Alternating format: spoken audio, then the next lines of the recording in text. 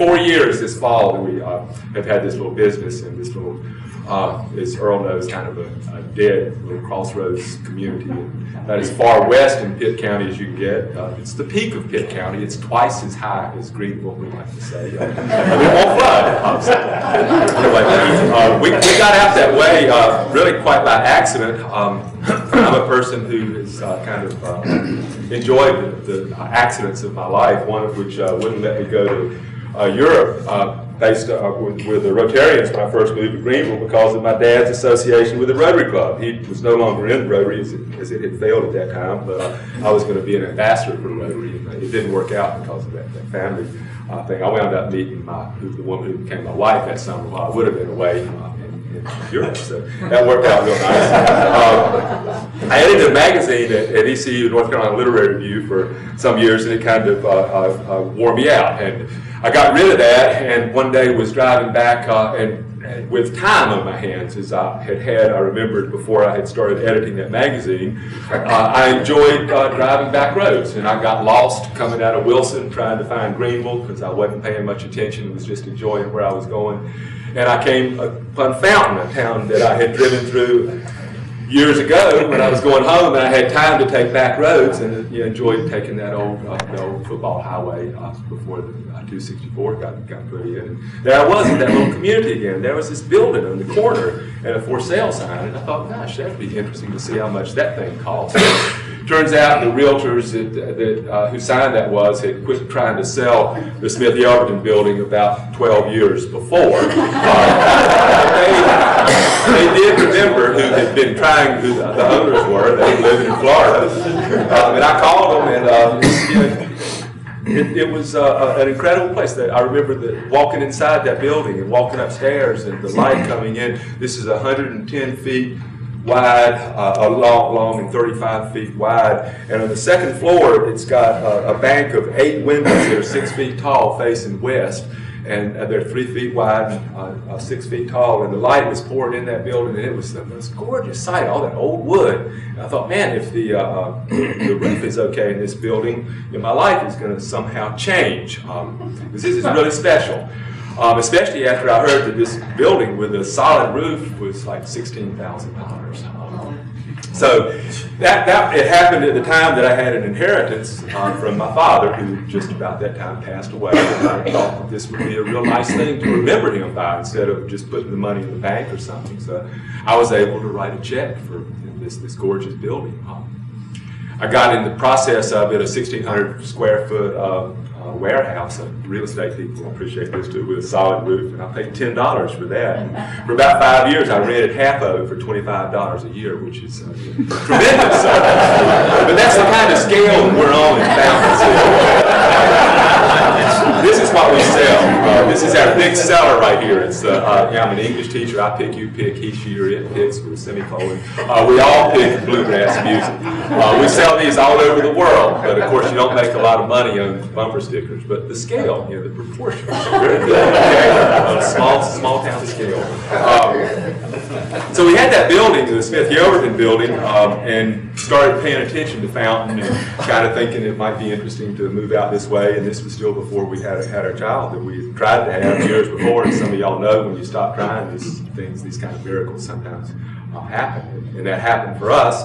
The kid was born in 9/9/99 in the 9th hour at Pitt Memorial. And as I said earlier, we started looking for a place where the yards weren't quite so small. And, we were fortunate that at about that time, a former Unitarian minister who was in Fountain and a couple other communities had left the area and had also left a gorgeous house that was about to fall down. We were able to wind up then with the R.A. Fountain house that was built in 1909. It's been about a year killing me trying to get it restored, but finally in 2001, we were actually in the community of Fountain. And still looking at this old Smith-Yelverton building that was not upgraded at all, but was gorgeous. We started collecting things and putting them in there and thinking about opening a business so that when I retired, I would have something to do other than just sit around the house and pull weeds and vines, especially. The yard is especially dense with vines. It just gets thicker and thicker the farther down you go with the lattice work of vines in the yard. So anyway, we thought, well, this could happen. We could try this business, which we eventually got ready to do. And about that time in 2003, the Fountain family decided that they would like to get rid of or unburden themselves with the R.A. Fountain building, which was the twin of the building that I had purchased before. Both these buildings were built by R.A. Fountain in 1916. The R.A. Fountain building itself was Mr. Fountain's main retail establishment, and he built the one beside of it as storage. He soon sold that to Smith Yelverton concern, and then you had competing general stores. Eventually, there would be 7 general stores in that one block of downtown Fountain, all competing with each other. The Jeffersons, their brother against brother, the Smith Yelvertons, the Fountains, the Gardners, the Bakers, all these wonderful families. And like so many families in eastern North Carolina, they educated their children and then they moved away. And they didn't come back. And so the town, that's this sort of short version, the farming and the tobacco and everything else that's happened in eastern Carolina. It's been hard on us over the years. But anyway, you wind up with this formerly flourishing community where the buildings are falling in. The gorgeous bank was torn down shortly after we moved there, and it was originally a community center, a business incubator. These were smart guys that founded this town. The idea of a business incubator where you could start a business in this town community building, get it going, and build your own business beside of it. People that were founders of the banks and the original town commissioners and the mayor. They founded the town as a railroad town, which this is part of the history of this region too, where we've gone from the river communities where Falkland and Old Sparta was a thriving community. We were just at Old Sparta the other night for a barbecue. They're trying to save this, some of you might know about the old boat that was found in the Tar River when the waters went down. And so I think about a 75-foot commercial boat was found from 1820, still stuck in the river. And so it's a fundraiser for the Old Sparta Historical Society, which is new. And so in Fountain, we found all these other communities that have histories that are not like Fountains, but they're dense and very, very interesting. You drive through Old Sparta now, there's nothing there except that crossroads. And it's like that all over eastern Carolina. You start seeing kind of the way that history runs through a place in a particular crossroads, Turridge Crossroads, the places around Fountain. The one little place I'm drawing a blank, Earl helped me with, it was named for a kind of shoe I don't mean to put you on the spot. Yeah. Dongola? Yeah, community. They already had a Turridge, I think, so the guy named his community the post office by after a brand of shoes that he sold. And it's gone. Of course, most of these places are just memories now. Went from the river towns into the railroad towns, and then the roads came through and kind of passed by the railroad towns, and the roads got bigger and passed by those towns. And so Fountain right now is a community that seems in a lot of ways to have been passed by. With our music store, we bring people from all over the world to it, though. And we have performers, literally. We've had from Japan, from England, from Switzerland, from France, several from Canada, from the west coast of the U.S., from Texas, New Mexico. They read about this place on the internet, and it's a place that it's family friendly. There's no smoking or drinking. Intergenerational. We get 3 generations of people in the building at the same time, and it's a pretty remarkable thing. You get that in a mall, but the old people are together and the kids are together, and the middle-aged people are together. Everybody's got their group, but it's just really it's incredible to see that when people bring their parents and their children. So it's grandparents and parents and kids all in a row. The kids are enjoying, excuse me, what we call a game room. It's checkers and chess and darts and nothing that plugs in. The only things that plug in really are we allow Steve to bring this guitar out there and plug it in to get a little amplification. But most of our music is acoustic, and it's a variety that's geared for family entertainment and to get people out of the house. And where sort of our unpublished slogan is turn off your TV. Get out of the house, go see what's going on. We're buying bricks for the Walk of Knowledge at Farmville that say, unplug your ears, listen to the world. This is for students that are walking between the schools. That's one of them. Unplug your ears and listen to the world. Okay. We ask That's sort of is what we're trying to do with our music out there. Turn off your TV and see the world. It's easy. There's so much out there. If you know what you're seeing. You know, if you just see the crossroads at Old Sparta and you don't think about what was there, then you don't really see much. It's seeing the way that we move in the world is kind of, you have to be quick. You have to get something that has to catch your attention. And it's hard sometimes when things are subtle and when histories are kind of covered up. The pace of living in a town like Fountain makes some of that possible. We're a block away from the store, so we're able to walk over and meet folks. We have some of the entertainers stay at our house. Our son, really, he's 8 now, Silas, and he doesn't really have much of an idea that he's growing up in a dead town. He thinks that everybody has people from all over the world come and stay with them, and they play music on the front porch and tell them stories and entertain.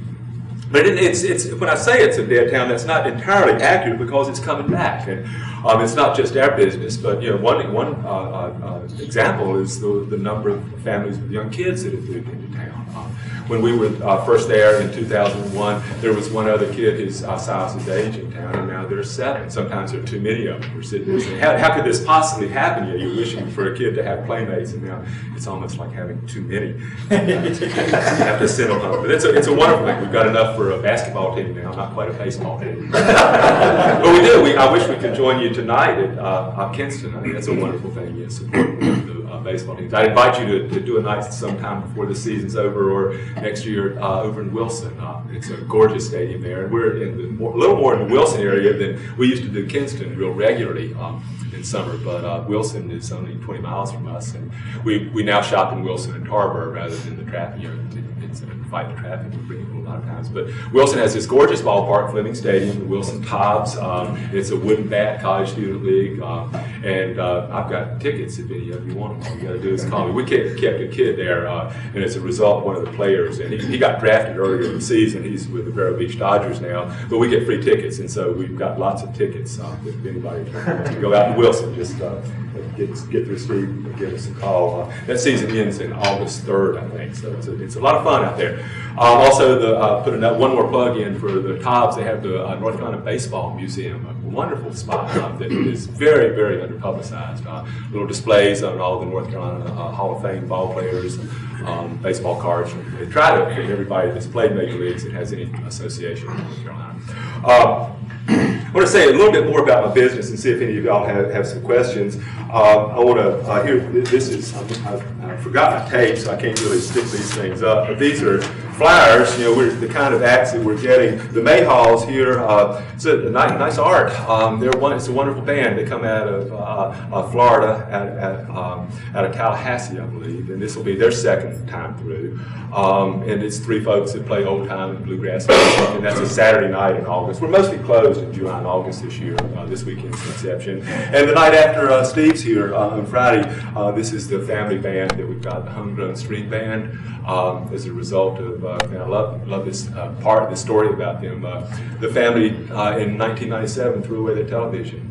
They had 2 daughters, and they wanted to keep them away from what television does to people's minds. And they got rid of it, and then they were like, well, what do we do? And Dad played banjo, and Mom played guitar and sang, so they taught the girls how to play some instruments. And it turns out one of them is a prodigy fiddle player, has been called one of the best young fiddle players in the country, a powerhouse fiddle player by a couple of magazines that have seen them perform. Both the young girls, I think they're 18 and 20 now, maybe 19 and 21, are very good percussive dancers in the Appalachian style. It's known as clogging, and that's Saturday night. You know, if you can't make Steve's, or if you can make Steve's and can afford the gas. We will. Dirk is, Steve mentioned Dirk Lombard, another internationally known performer that we've had there with Steve. He's on tour now with the Chitty Chitty Bang Bang. He's just moved to the old Sparta community with a novelist who's moved back to North Carolina. And Dirk's been in town a few times. He's performed on Broadway, since sort of Broadway to Main Street kind of a theme going there. We're trying to get that show, a big show that we can take out in some other places. The Homegrown String Band wound up sort of epitomizing the kind of group that we like to bring in. This is their 3rd time coming to Fountain. And we found that a lot of people, the Mayhalls, their 2nd time through, a lot of the bands that come through want to come back, and this has been true whether they've made a lot of money or not. Increasingly, the crowds have been better. We had a really nice piece in Bluegrass Unlimited a couple of months ago, and after that, I don't know if I've revealed this to all of our bluegrass acts yet or not, but right after that, a guy from D.C. came by and dropped a $100 bill in the band's tip jar that night. We've been looking for him to come back. He is not. He was in the region. November 4th. Yeah, I know. That's the Buddy's Incone. Buddy's not here today, but of course, an excellent local bluegrass band that we'll have. Y'all are playing, you said, at the Lore County Fair coming up. Yeah. So we really enjoy supporting local music, and I'd like to say that's how we started out, but this is, I guess, the last of my kind of serendipity stories I'll tell you before I see if there are any questions. Just sort of keeping your eyes open and paying attention to how things go and sometimes being lucky. We really thought that we could make a business in the R.A. Fountain building after we got it arranged and got things going. And we had a grand opening and we had a lot of people there. And part of the grand opening we had music. We had Marshall Stevens and his brothers, and lots of people came by and played for us for free. Lightning Wells was out there. And we had lots of folks show up, and that was in October 4 years ago. And the next day there was nobody there, and there was hardly anybody there ever again. It was just awful. We spent a year and a half opening that business. Every day, we were selling the New York Times in the morning. We had that on a daily basis, the Sunday New York Times, and we were open at 8 o'clock. And some days we'd do $2.50 worth of business that we sold, and we'd lose at least 3 times that much from candy being stolen by little kids. And I'm old and can't see very well, and they distract me making something. I turn around and all the Hershey bars are gone. So it was horrible. We hired one person to manage the place with the promise that we would give him a year, and especially horrible was the last 3 or 4 months of that. And see, I worked in retail in a mall. The 2 longest years of my life were in Gastonia, working at a Walden Books. But as bad as that town was, and it was full at Christmas time. Everybody went to the mall. So we're sitting there the day after Thanksgiving with all this merchandise, and knowing that everybody is at the mall and nobody is in Fountain. It's just absolutely nobody. So that was a kind of a hard lesson to learn. But in the process, what we realized was that people liked the music. And so we started booking. It took us about a month, 6 weeks to start getting going with the music, and then we started booking music, and we were doing shows for $3 at first, and then they got up to $5 and then $7.50. They were doing some $12 shows. We've had some bands make $1,200, $1,500 in there, which by some people is not a standard isn't great, but other ways folks look at that and say, well, they've been able to bring their families out. They get away from the event. Their clothes don't smell like smoke. They get home at a decent hour. One of the country bands that plays, the guy loves it, even though he's playing for half of what he normally plays, because it's like a rehearsal.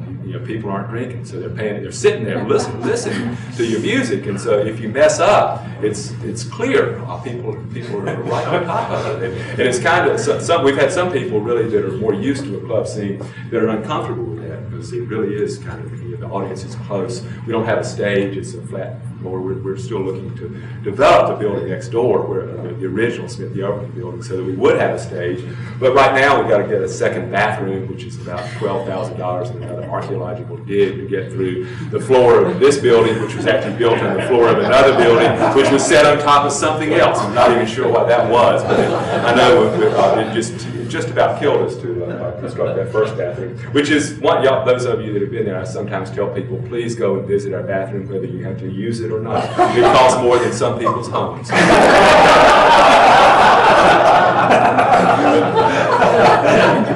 Steve comes out with his group once a month now. That's been a really nice thing to see happen. because I started getting the idea that we could only play bluegrass and country, and I wasn't real sure. Steve brought a crowd out, I think the first time, the second time or two, it wasn't so good. But the crowds have been really excellent in increasing it to the point that we have Steve really about once a month. He's debuting his Dixieland band in a couple of months, and as I say, the show with Dirk Lombard, the tap dancer and singer, we're hoping to take it even to some bigger venues. But of course, one of our problems is where we are. It's the gas prices. The price of gas, has gone up. It's more than doubled since we opened our store. There's not a place to eat in Fountain, really. People need to have food before they get there. It's a point of destination. You got to say, I'm going to drive to Fountain to see music tonight, regardless of the weather, regardless of what's on TV or what else is going on. And then you have to remember to do it. So that gets in the way sometimes. A good show on Friday, followed by a good one on Saturday. I think the best resolution to that is to buy a house in Fountain. This is a real good thing to buy in Fountain. The property is, you can get nice places. Earl can probably show you around some that are not on the market, that people are just sitting on and they're waiting for somebody to come by and buy a house. So that makes it possible for you too to walk down to RA Fountain and get homemade ice cream, best milkshakes in Cook County, fresh squeeze, lemonade, orange, just like they used to do at what's the little place in Vansboro? So that's a lot about what we're having in our store. A bunch of artifacts. Yeah, we collect history, and people bring us stuff. Somebody brought us a Wiley Yelverton vase that he had made, and Wiley was a former character in the Fountain, one person in the Smith Yelverton family. And it's a daily learning experience for us there. I first got to Fountain, and I thought, well, the town was founded in 1903, and it's not all that old. And my interest in history, you think, well, European history, that's really old. And if you know much about European history, it's hard to think of Eastern Carolina, even with Hubert, as having all that deep in history. Well, what I discovered, though, was really fascinating, and that was that the people that live in Fountain today know that history. And so you can talk to people, Norman Gardner, who is Ava Gardner's cousin, and remembers the house he was born in 1920, and gives you the tour of the town, and all the things that have changed. This is where Andy Griffith smoked a cigarette one time. Those kinds of histories. Funny in light, some ways, and sad, really heartrending in others.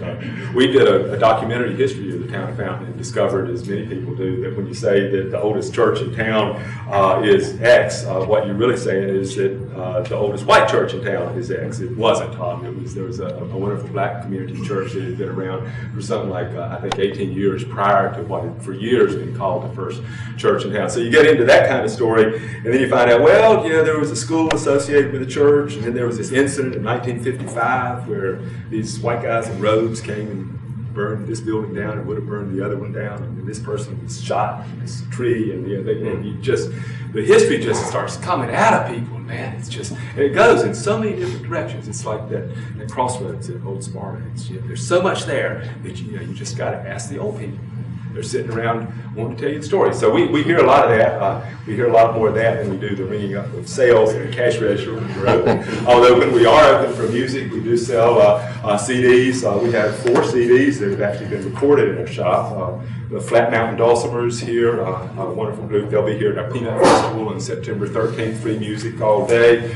The boys from Carolina, a nice picture from R.A. Fountain here. Another bluegrass band, Untraveled Road, live at R.A. Fountain. And one of the performers in this band, also recorded live, is now gone on. He's been playing at the Grand Ole Opry. He's playing with the Del McCoury band, and it's quite good. I'm going to stop, and I've got some bumper stickers I'd be glad to give to people, and some flyers here, and I'd be glad to try to answer a question or two if anyone had, other than saying, trying to get me to explain what exactly, again, possessed me to do this. First of all, I'd like to thank you for doing this. It's a wonderful place to go, and I know it's probably a labor of love, but you probably put a lot of energy into it, so we really, I appreciate that. Thank you. But you didn't mention the ice cream. I did not. Jones Fruit Farm homemade ice cream. So now what we sell is local regionals. Gary Thompson's preserves. Gary's the Greenville guys out at the Our farmers market every week is autographed blue jams and jellies that win blue ribbons every year at both the county and state fairs. We sell that. We sell this wonderful Jones Fruit Farm homemade ice cream, and we make our milkshakes with that.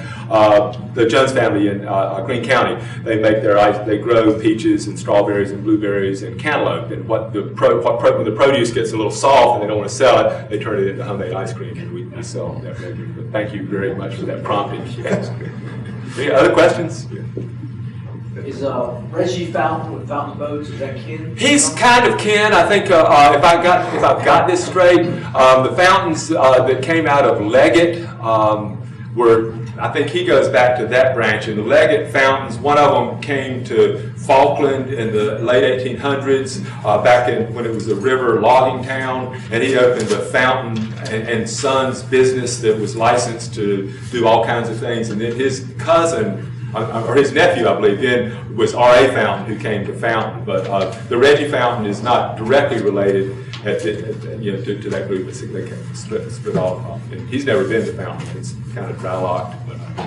Steve, a point you mentioned Old Sparta a number of times, and there are a lot of people in this club probably know and some don't, but after the flood in 1999, this club actually took a number of dollars that were given to us from the grant and went to Old Sparta and found some people that had been flooded, from Dennis and Floyd, and actually made contributions to some people over there who lost their homes and had some. They lost that building at the intersection there, that gorgeous old country store. Somebody put up a big sign. I can't remember what it said, but it was priceless about how, woe is me, everybody's getting FEMA money and so forth. Everybody's completely forgot about Old Sparta. I can't remember what it said.